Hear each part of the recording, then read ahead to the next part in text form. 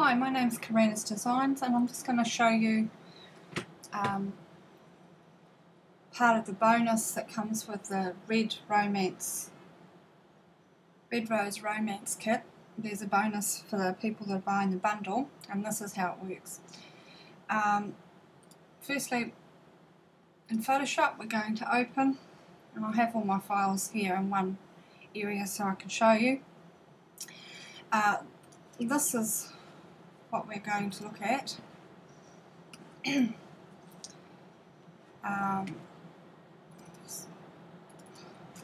in a bit larger.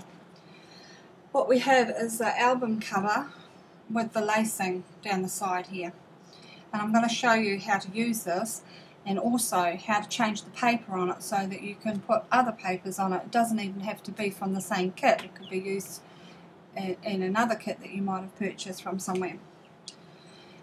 So we'll just shut this off.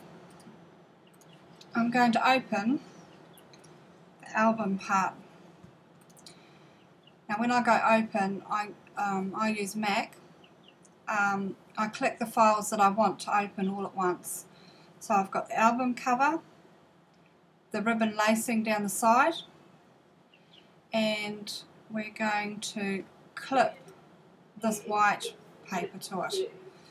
So holding down my command key, I've clicked all three and then go open. Okay, just put that down there. There's our cover. What we want to do is hold down your shift key, just click up here, hold down your shift key and click on the ribbon. With your shift key held down, drag it in. Now this will place it exactly where it needs to be, so don't get tempted to crop this down smaller because then it won't work. Now we have the lacing and the cover. What we want to do is change the cover to this brick paper. So what we need to do is hold down the shift key again and drag it in. Now it's jumped in above my ribbon, you can see here on the layers, so we want to just click on that and drag it underneath the ribbon layer. And now we are going to hold down the option, and option is Alt on the Windows, and move your mouse. See that the hand changes just as it gets to the edge as you've got your option key held down, and we're going to right click, and that then clips this white paper down to what was the red album cover. So really it's quite easy to change that cover. Let's just open now and put in a background. We might go for the red one, and I'm going to now put in, I'll hold down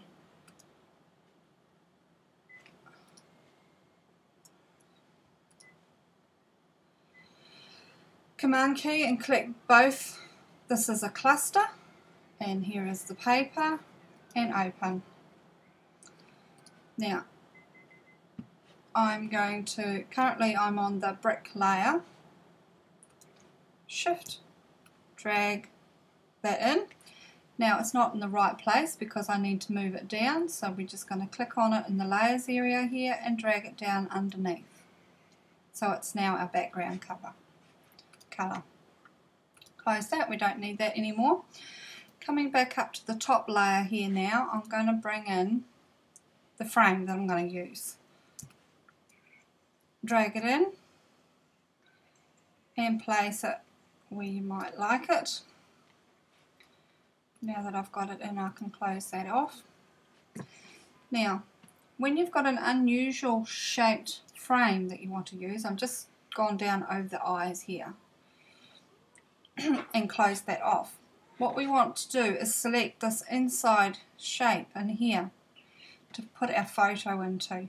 We're going to click on the magic wand tool on the left side there. Make sure you've got these settings all checked, otherwise it won't select the area that you want. Come inside the frame and click. Now what it's done at the moment is selected everything inside this area here all around the outside edge, but with this frame there's another little area in here just underneath the bow, so we also need to now making sure that this area is selected up the top here. We now come down here and click to select that area, and there's a little area just there and just there. If I zoom in here you'll be able to see a bit better. Okay, and now that I've zoomed in I can also see a few other little areas here. Oh, that's going to be really tough. Selecting that one and here. Maybe I don't want that area there. Right. Because this is very much on the edge, we're now going to go select modify, expand. We want to expand the area that we've selected, and in this case I might expand it by 5 pixels. Okay, now you can see that the area we've got the running ants running around is actually expanded a bit larger. Now I'm still not quite happy with this little area in here. It hasn't, because it's very thin, it hasn't selected everywhere that I want. So I'm going to go to the polygonal lasso tool, and here we make sure that we're adding to our selection. This one will make an initial selection, this one will add to the selection. And if you move across you can see subtract and insert with the selection. So we're going to come over here just to get this little bit in here, and I'm going to just click around here. Because it's going in underneath it doesn't need to be the exact size. And I might also just select here. So I think I'd like my photo to show through there as well. Double click will finish the selection. Let's zoom out again. Now we have the selection area of where we want the photo to be placed. I'm going to come over to the layers area here and click the one below and come down here to this little box by the trash tool and click to make a layer. Now, we can rename this if you like. Whoopsie. You come into here and click on the layer. We just put photo mask. Now, come to your bucket, and we want bucket paint. And I might just change this, but it doesn't really matter here what colour you use because it's only going to be used to clip your photo to. Now we're on the photo mask layer. There's nothing on that layer at the moment. We've just got the selection. We're going to fill it now, and I'm going to do Command D for deselect. Now we have, it looks kind of funny, but that's our shape that goes in underneath. We go File, Open, and in this case I'm just going to use this picture I've selected of my daughter Caitlin with the neighbour's cat. Wait. And opened it. Drag it in, and it's much too big, so I'll just pull it down here. Command T, hold your Shift key down, get your arrow corner and drag it down to the size you want. Now by holding down the Shift, it'll stop it from distorting.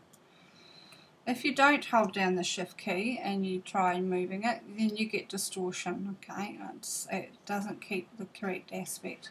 If you have done that, you can go up here and click this little button, and that will restore the the right aspect for you. But it's good practice to get into holding that Shift key down, so you don't have to worry about that. Size it, place it, and either check your tick or enter return. Now we've got our photo in there. It's not fitting right onto our shape yet.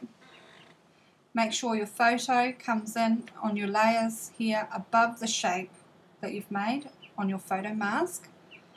And you're going to come over, bring your mouse in between the two, and hold down Option. Once it changes, you can see the hand changes from a hand to this little symbol when you get it in the right spot. No, Jasper. And click, right click, and it will clip down. I'll turn that off to form the shape of what we've just made. Get rid of this picture now. Now, I'll just turn those eyes back on so we can see what we've got. You want to perhaps add a style shadow. I have some presets that I work with all the time. The first one there is much too dark, so I've got another one that's a bit lighter that I prefer. And I've just added that shadow to the frame itself. Now if I come down the album, I think my album cover is just a little large for what I want, so I'm going to come down to, on the layers here, what we've clipped our white paper down to.